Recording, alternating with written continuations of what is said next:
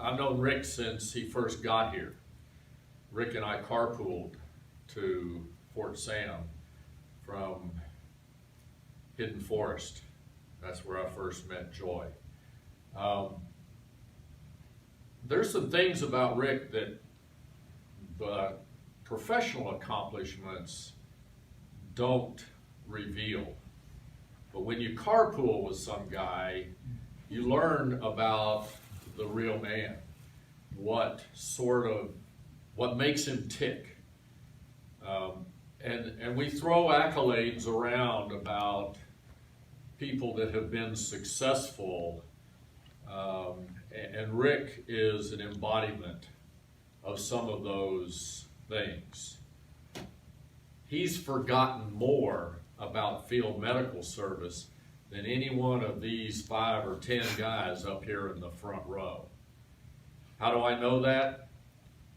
I happened to be over at his house one day in his office, and the closet doors were open. There weren't any clothes in there. There was a library of field manuals, floor to ceiling, shelf upon shelf of field manuals. If you ever went to take Rick Burchin to task about a doctrinal issue or something that had to do with field medical service, you had better have done your homework. This man was the epitome of the student of our craft. And I had the privilege of working for him during that time, Colonel Ben Stratton. And I will tell you that I am a product of what makes a leader important. A leader is important, and his accomplishments are important, not from the statues that he left behind, not necessarily from the doctrinal manuals that he co-authored, but from the people that worked for him and took those skills and created, as in my case, a rather mediocre career out of it. Rick taught me more about how to be a dust-off pilot than any other real live aviator. And we had that conversation at one time on the way to and from work, that he would wear the EFMB ahead of that because of what it meant, advisor. But he also served alongside the men on the line as a combat medic, as an officer. Authorized to wear the combat medic badge, right, Rick? I thought you were. But you went on patrol, right? Right. And he wears the expert field medical badge as if not the first, one of the first to have earned it. And I thought he was authorized to wear the combat medic badge, but I know that Rick would wear the EFMB before the combat medic badge because of what it took to earn that badge. That's the kind of guy he is. And so, Dan, may I interrupt just for a moment, because I too was an advisor. Rick and I shared this story many times. Advisors were not authorized to earn the EFMB. Advisors could not earn the EFMB. Right, Rick? the EFMB or the combat The medic? combat medic badge. Let's be precise. Yeah. Combat medic. They couldn't be awarded it. Okay. He's qualified to wear it. Yes. Out of the briefing one day, and I became the SME to help Rick write the RTEP for the company air ambulance. What an absolute task that was. Not only studying what I had to study, analyzing what it took, but dealing with the perfection that Rick Burchin required. Rick took that skunk works of people and he created something that has had lasting value, something that the O2M3 really is all about. How did what this guy did how did it affect people? What's the lasting consequence of him in the halls of the AMED Center and school? Lots of people come and go. Lots of people get good report cards. Lots of people get promoted above the grade of lieutenant colonel. Few people have lasting an impact as guys like Rick Burchin have done. And I'm a product of that. And that MedPAC 6 was, many people didn't understand it. A lot of guys didn't like using it. But I can tell you, I could pull that off of the shelf and I could sit my guys down, and everything I learned at the foot of Rick Burchin went into training the 2 units that I commanded post that time. And as Dr. Kirkpatrick will tell you, training was one of my big deals. And guys like Jim Kirkpatrick enabled success for those around them. I think there's another thing that you ought to know that Rick is. And so I appreciate your forbearance in letting me expound upon the rest of the story from somebody who worked with him and was mentored by him. And I can tell you that the leave behind from his career has had a lasting change on the AMED. And I'm proud to be here today to see you inducted, Rick. Colonel Retired Dan Gower, Colonel Retired James Kirkpatrick, Command Sergeant Major William O'Neill and his wife. And as far as his family, we've got Colonel Retired Burchin's 2 daughters, Colonel Retired Joy Breen and her husband Robin and son Gabriel, Miss Robin Kresbeck, her husband Gary, and their 2 sons Benjamin and Michael, and their family friend Mr. J. Pennington. The Order of Military Merit is a unique private organization founded by the Commanding General of the U.S. Army Health Services Command in April 1982 to recognize excellence and distinguished service, which is recognized by the senior leadership of the AMED. We are fortunate to be able to recognize one of our own for induction today. General Russell, would you like to come up? Sure. Well, good morning, everyone, and thank you for attending this ceremony. This should have been done a long time ago, sir, but we're going to get it right now. And I can't tell you what an honor it is for me to preside over this event on your behalf and behalf of your family, because you certainly have had a tremendous impact on the AMED. And the combat medic is what we all identify with throughout the Army Medical Department worldwide, and it will forever be the icon of who we are as Army medics, and we have you, sir, to thank for that. I'm going to ask Colonel Van Stratton to come up and make some comments. Mission of a ready medical force. Sir, if you were on active duty today, with all that you have contributed, you would be the singular most impactful individual when it comes to a ready medical force. There's a wonderful sketch on the wall of the Pentagon. It's a wounded Marine in the arms of his medic, independent duty corpsman, but could be any wounded service member. And the words on that sketch are, "Oh God, give me tomorrow." And I remember when I was walking down the hallway and I saw that sketch and reading those words. This is a medic who's looking up to the heavens and asking God for the grace to get through another day. But those words, "give me tomorrow," stuck with me in a little different manner. Because when I thought about them, I said, you know, that's what we dedicate our lives to across all of the medical departments. But certainly the one I was most familiar with was the Army Medical Department.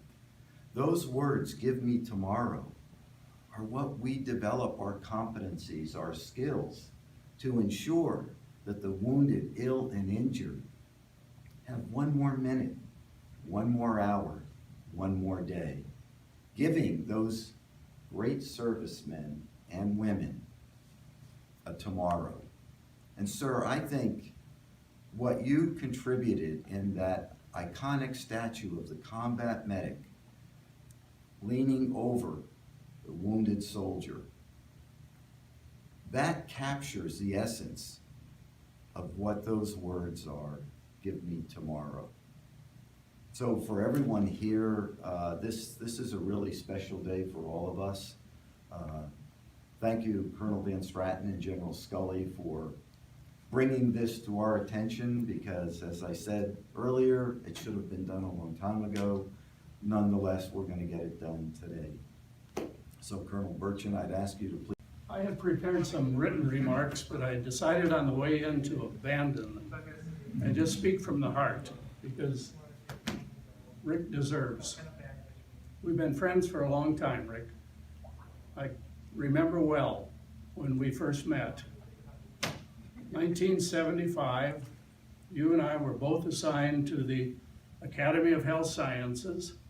We arrived at the same time, the month of June. You were mid-career, a major. I was near the end of my career, a colonel at the time. And you were assigned as the chief of the newly authorized by TDA Collective Training Division. The Army didn't know much. The Army was changing directions.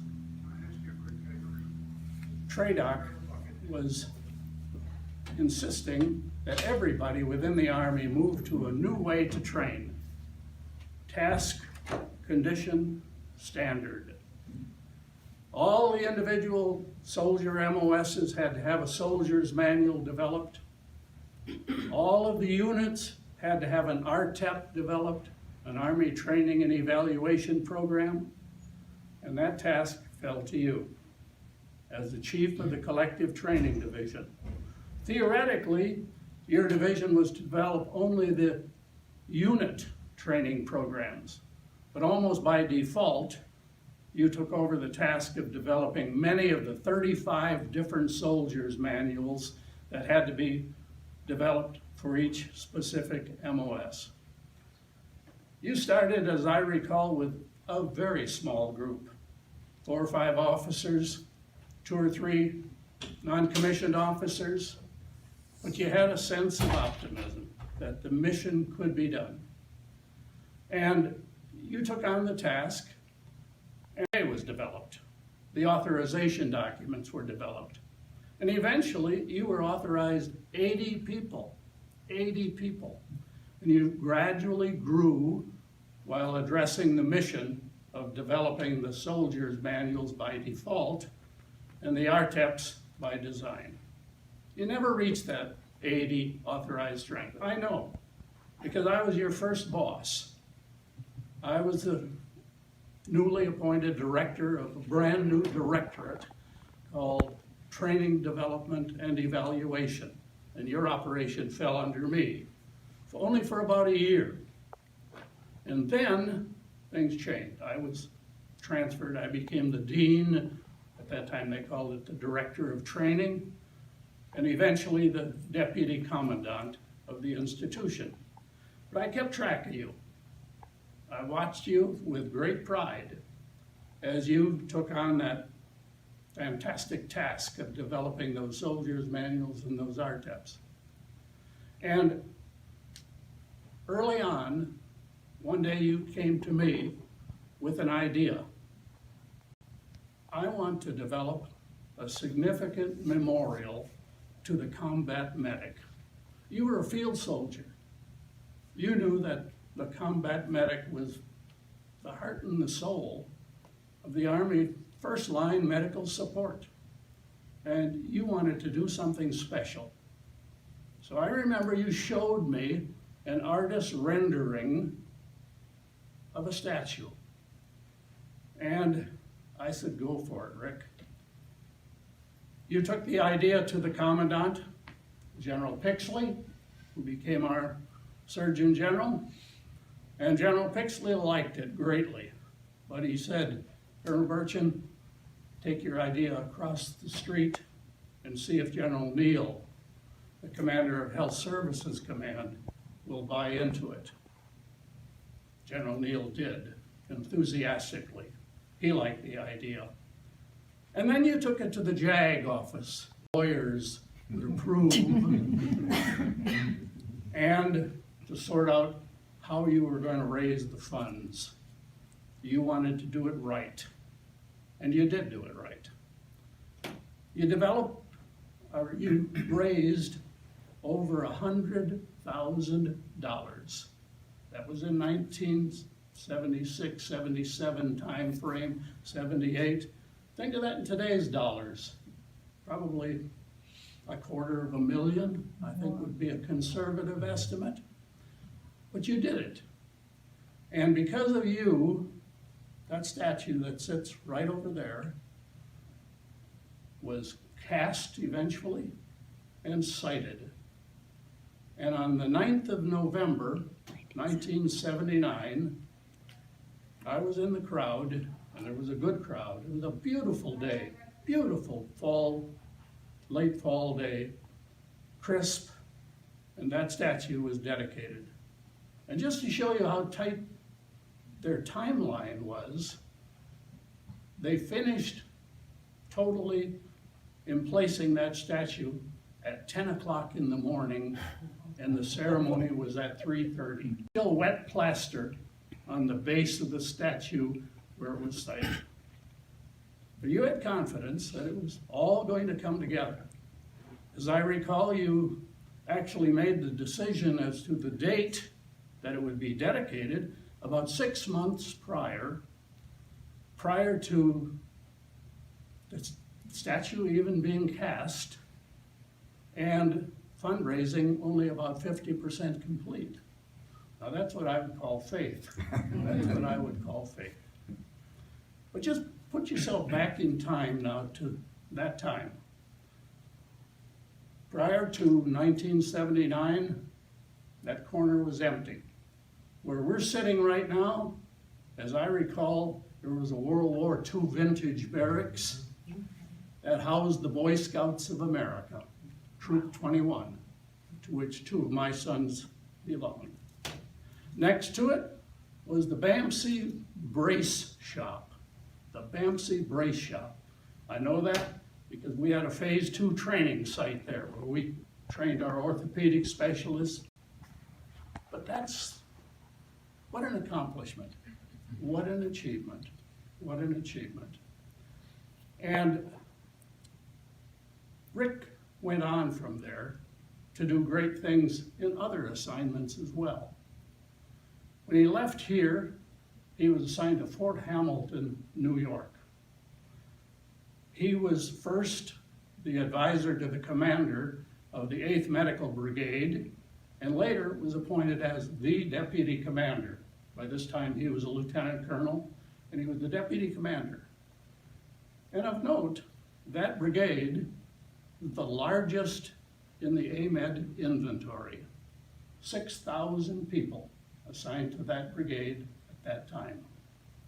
And Rick and the commander, and I suspect Rick was the primary planner, put together a training exercise for the command and control groups they attracted 4,300 people in that one training exercises, including a contingent from Europe. 250 people flew in from Europe to participate in that large war game training exercise. It came off flawlessly. It came off flawlessly. After that assignment, Rick moved back here to 5th Army and was assigned as the staff medical officer, staff medical advisor to the 5th United States Army. And he traveled broadly during that assignment throughout the entire 5th Army area, visiting reserve component units, helping out as he could. And in addition to those advisory responsibilities, Rick developed what at that time was the finest simulation that I had ever seen. It was known as MedPac 6, MedPac 6. And it was a simulation that was so realistic. And it was used for many, many, many years. I don't know how long, but many years. About a year ago, I found out that that statue, that the man who solely responsible for developing it, his efforts were never recognized. Total lack of recognition, zero. He never sought it, but I found out about it, and I called my friend General Scully, and I said, Pat, this isn't right. And he agreed wholeheartedly.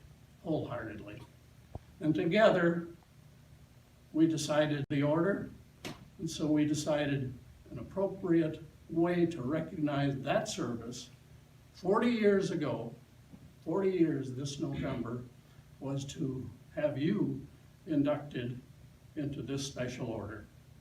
And so I congratulate you.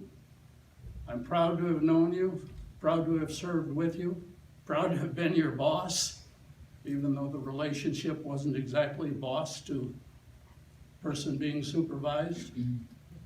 But you make me proud.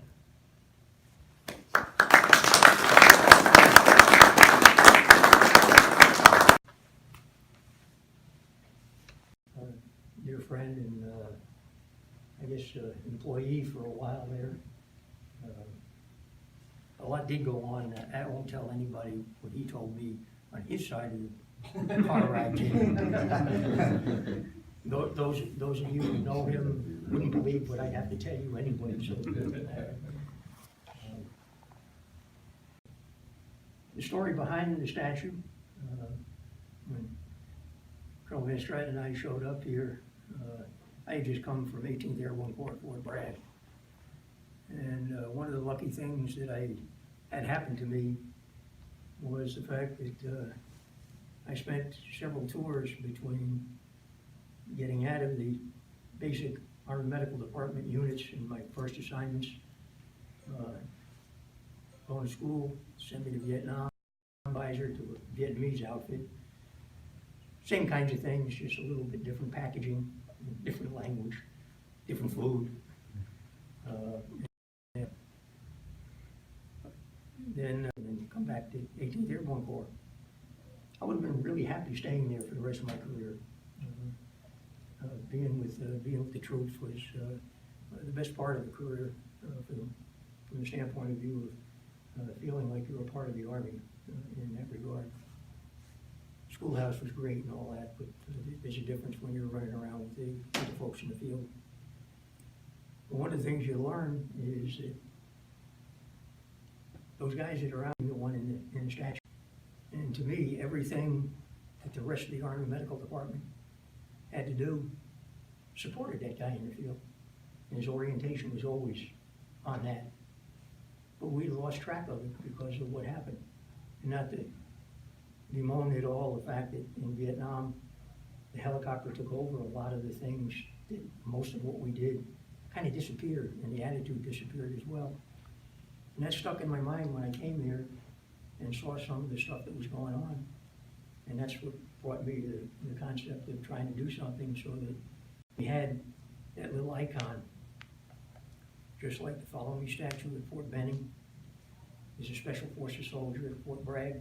And in fact, I had just gone to before I came down here, a couple months before I came down here, I went to the dedication of the Special Forces soldier at Fort Bragg, because at that time, For those of you who are familiar with it, what we now have is SOCOM and everything didn't exist. And 18th Airborne Corps was in charge of all the Special Forces operations as well.